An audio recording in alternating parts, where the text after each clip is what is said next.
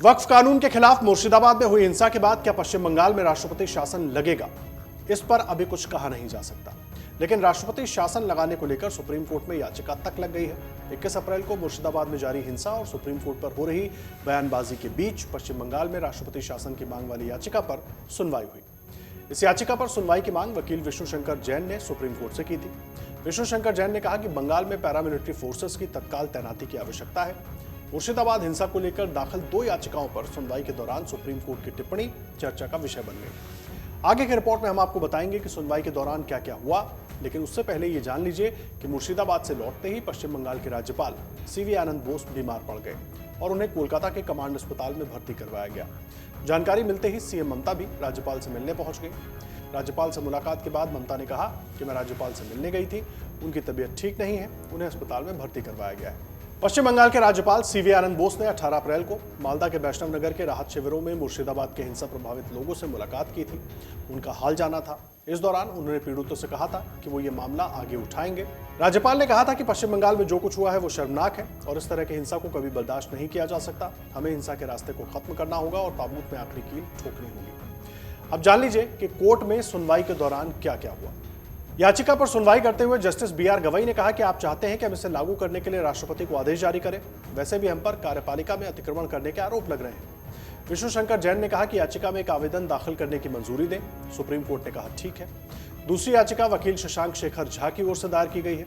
याचिका के जरिए मुर्शिदाबाद हिंसा की जांच के लिए सुप्रीम कोर्ट की निगरानी में एसआईटी के गठन की मांग की गई है। इस मामले पर सुप्रीम कोर्ट में सुनवाई चल रही है। वक्फ एक्ट के खिलाफ पिछले दिनों पश्चिम बंगाल के मुर्शिदाबाद में जमकर विरोध प्रदर्शन किया गया था। इस दौरान वहां पर हिंसा भड़क उठी, जिसमें 3 लोगों की मौत हो गई। वहीं निशिकांत दुबे के बयान के बाद सुप्रीम कोर्ट ने इस पर टिप्पणी की।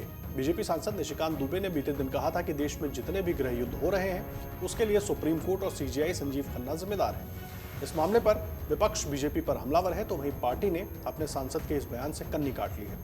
ऐसे में यह बयान सुप्रीम कोर्ट में सुनवाई के दौरान भी चर्चा में रहा है। कोर्ट ने कहा कि हम पर आरोप लग रहे हैं और आप चाहते हैं कि हम देश के राष्ट्रपति को आदेश जारी करें। हालांकि आपको बता दें कि राष्ट्रीय महिला आयोग के अध्यक्ष विजया राहटकर ने 18-19 अप्रैल को पश्चिम बंगाल के मालदा और मुर्शिदाबाद का दौरा किया था, जहां पर हिंसा हुई थी। उन्होंने पीड़ित महिलाओं और परिवारों से मुलाकात की और उनके दर्द को लेकर गहरी चिंता व्यक्त की। उन्होंने कहा कि यह मानवीय मुद्दा है। राजनीति से ऊपर उठकर पीड़ितों को न्याय और सुरक्षा देना राज्य सरकार की जिम्मेदारी है। राहटकर ने राहत शिविरों में महिलाओं की आपबीती सुनी और राज्य महिला आयोग से भी पीड़ितों के साथ खड़े होने की अपील की।